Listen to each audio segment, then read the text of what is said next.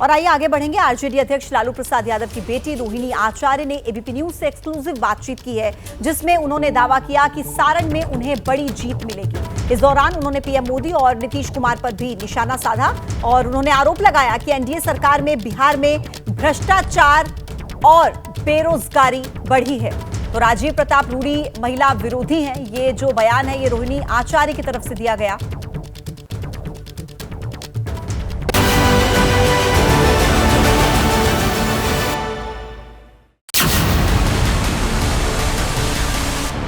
हमारे साथ ABP news पर एक्सक्लूसिवली बात करने के लिए लालू यादव की बेटी रोहिणी आचार्य जी हैं, जो खुद सारण से इस बार चुनाव लड़ रही हैं।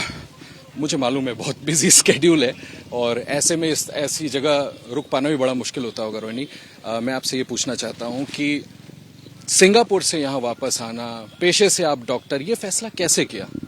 नहीं, ये फैसला मेरा नहीं है, ये मेरे पार्टी के कार्यकर्ताओं, जो सारे नेतागण हैं, जनता ने बुलाया है, तो ये बेटी दौड़ी चली आई है। अब मेरा मकसद है कि जनता की सेवा करना है। जैसे मैंने अपने पिता की सेवा की, माता पिता की सेवा की, वैसा ही वही सेवा भाव लेकर के मुझे जनता की सेवा करनी है।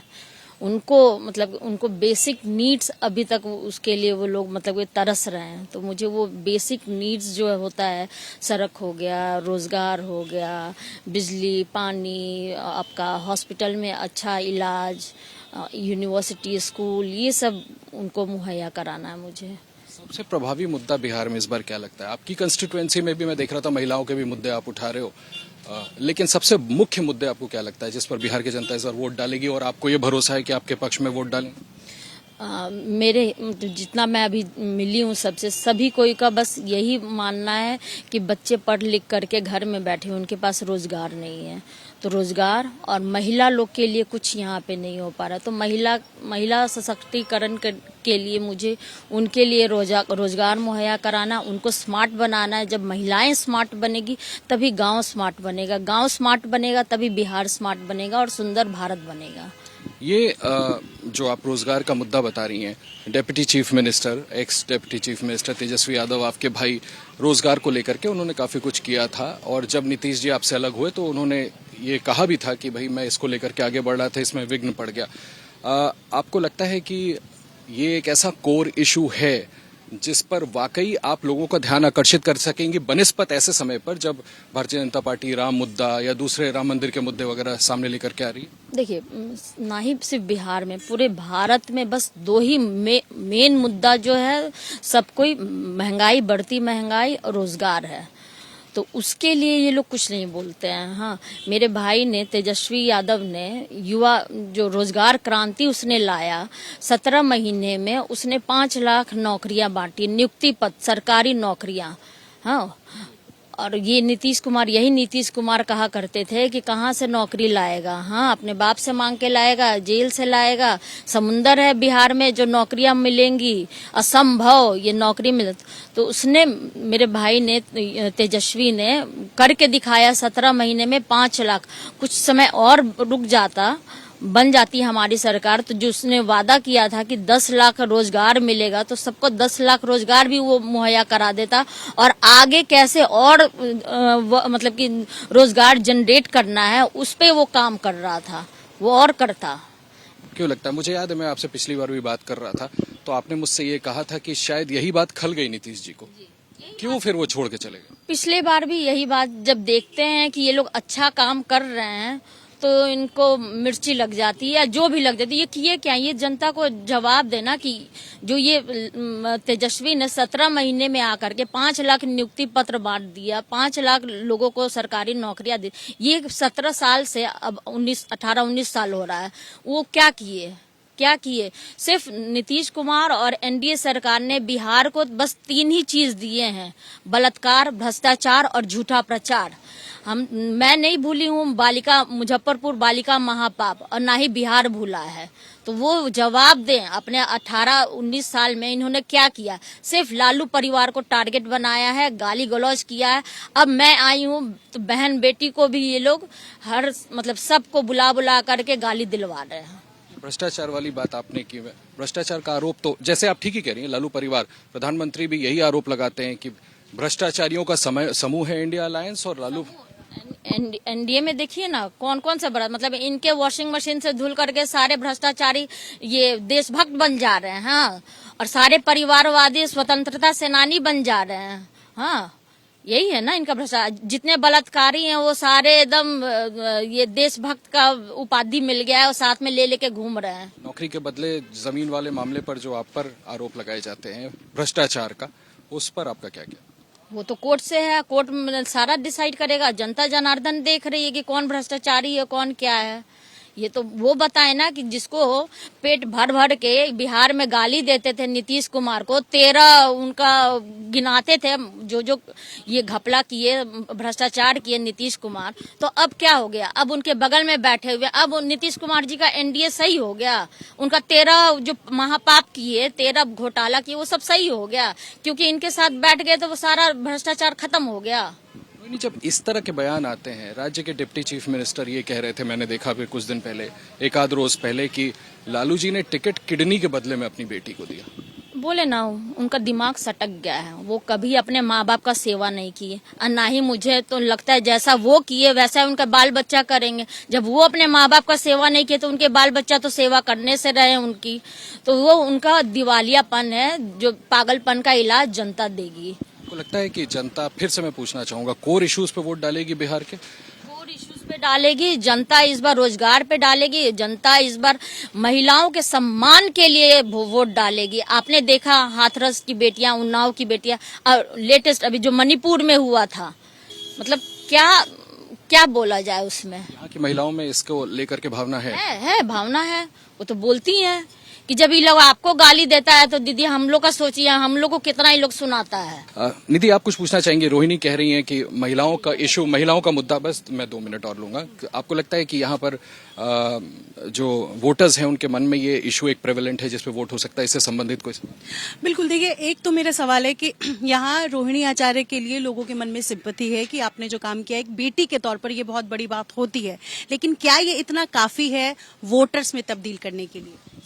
सेवा भाव जिसके भी मन में होगा ना, वो कहीं पे भी रहे, बेटी हो चाहे जिसके भी मन में हो, मेन होता है पॉलिटिशियन को सेवा भाव, त्याग होना चाहिए। हाँ, अपने मन में प्यार सभी के लिए, सभी को साथ लेके चलेंगे। इनके मन में तो सिर्फ छल कपट है, इनके मन में बस खाली भ्रष्टाचारी लोगों को अपने साथ में मिला लो, जिससे फायदा वो अच्छे हो जाते हैं, अच्छे नहीं है तो डीएनए की गाली दे दो और डीएनए फिर सही हो जाता है जब इनके पाले में आ जाते। कैसे मतलब बीजेपी से? हाँ, बीजेपी एनडीए का मैं बात कर रही हूँ।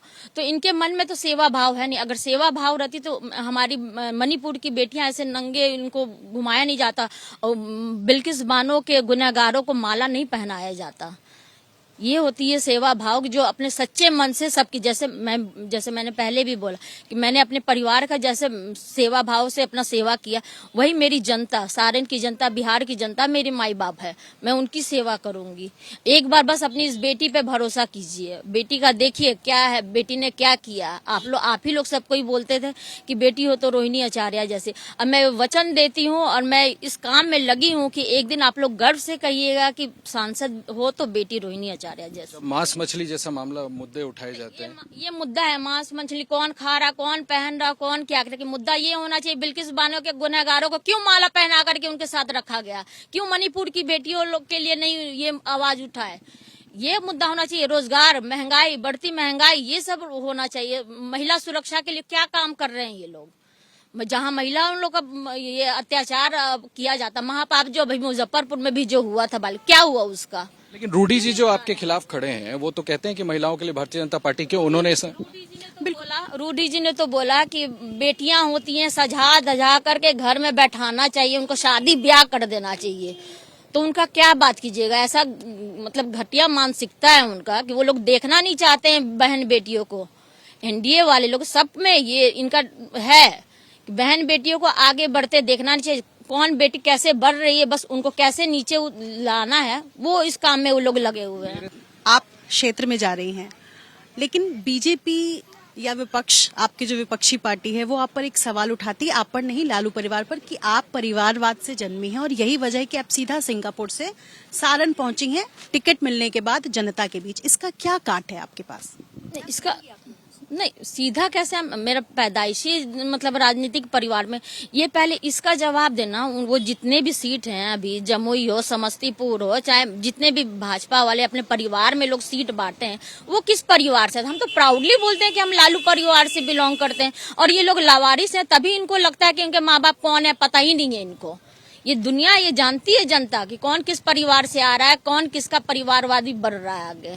लगता है कि ये बेवजह का मुद्दा है, इस पे लोग बेवजह का मुद्दा है ये परिवारवाद। पहले तुम अपना सारा तुम प्रॉमिस करो जनता से कि तुम्हारी जितने भी परिवारवादी पार्टी से लेकर के जो एनडीए बना है, सबको निकाल बाहर करो। पहले खुद अपना घर सुधारो, फिर दूसरे पे उंगली उठाओ। एक उंगली हमारे ऊपर डालो, 4 उंगली तुम्हारे ऊपर जा रही है। एक सी वोटर ने सर्वे किया है, उसमें बिहार में बहुत आगे दिख रही है एनडीए। 33 सीट उनको दिख रहा है, इंडिया गठबंधन को 7। बोले ना, सारा तो चंदा चोर लोग ये तो बनाएंगे ही, दिखाएंगे। गोदी मीडिया किस लिए काम करती है? वो तो अभी से ही सेट, मतलब बिना जनता से मिले ये लोग अपना पहले प्रोजेक्ट कर दिए। तो मैंने बोला एनडीए का 3 दिया इन्होंने देश को, भ्रष्टाचार, बलात्कार और झूठा प्रचार। तो झूठा प्रचार ये करते रहे, हम लोग अपना का प्रोजेक्शन क्या है इस बार? हम लोग जनता की सेवा में लगे हुए हैं। जो सच्चे मन से सेवा करती है जनता को, जनता उसको सर आंखों पे ले। इंडिया गठबंधन सरकार बना पाएगी आपको लगता है? जरूर मोदी जी को रोक पाएगी? जरूर रोकेगी। वो तो जनता मतलब खड़ी है उनको रोकने के लिए। वो तो पूछ रही है, रोक रोक के पूछ रही है कि हमारा 2 करोड़ का रोजगार का वादा किया था, कब आएगा रोजगार? 15 लाख कब मिलेगा मुझे? जनता पूछ रही है। क्या हुआ, क्यों नहीं मणिपुर की बेटियों पे आप मुंह खोल रहे हैं? क्यों मुंह वहां पे बंद हो जाता है? बताइए, अभी आए हैं बिहार, तो बताइए उनका डीएनए, नीतीश कुमार का डीएनए का क्या रिपोर्ट निकला? जो सब कोई बाल नाखून काट काट के पूरा बिहार वासी लोग भेजे थे, जो बिहार को गाली देने का नरेंद्र मोदी ने काम किया था, तो उसका जवाब दें। आप लालू जी अभी तक प्रचार प्रसार के लिए निकले नहीं हैं। आप इतनी कंफर्म है अपनी सीट को लेकर के कि आपके परिवार से कोई आपके लिए विशेष तौर पर प्रचार के लिए नहीं निकला है? नरेंद्र मोदी पहली लोकसभा, मतलब पहला जो सीट, पहले फेज में जिन 4 सीटों पर चुनाव है, बार बार आ रहे हैं क्षेत्र में। ये क्या दर्शाता है, आपको क्या लगता है? पापा का जैसे सबको को मालूम है, किडनी ट्रांसप्लांट हुआ है, हार्ट का प्रॉब्लम है, बहुत तरह का उनको प्रॉब्लम चल रहा है, तो वो प्रचार के लिए तो निकल नहीं सकते। निकलेंगे जब भी, मतलब 1-2 मौका अगर उनको मिलेगा तो वो जरूर आएंगे, जनता से अपना बात करेंगे। और मेरे लिए तो मेरी जनता खड़ी है, मेरे लिए मेरी जनता, मेरी बहन बेटियां, महिलाएं मेरे लिए प्रचार कर रही हैं। अगर ऐसी स्थिति में, चूंकि आप प्रचार प्रसार कर रही हैं, अगर रोहिणी आचार्य चुनाव नहीं जीत पाती हैं, तो उसके बावजूद क्या वो सारण में जनता के लिए रहेंगी? नहीं, मैं हमेशा मतलब कि पॉजिटिव सोचती हूँ, और पॉजिटिव ही थॉट लेकर के, पॉजिटिव सच्चाई दिल में लेकर के जन सेवा के माध्यम मतलब करने के लिए ही निकली हूँ। और मुझे पूरा यकीन है कि इस बार सारण की माताएं, बहनें, युवा, छात्र, जितने भी मतलब कि नौजवान हैं, वो सब अपनी इस बेटी बहन को जिताएंगे, और इस बार सारण की माताएं, बहनें, छात्रों की जीत होगी। हमसे बात करने के लिए रोहिणी आचार्य, जिनका कहना है उनको पूरा भरोसा है कि इस बार सारण की जनता उनको जरूर जिताएगी।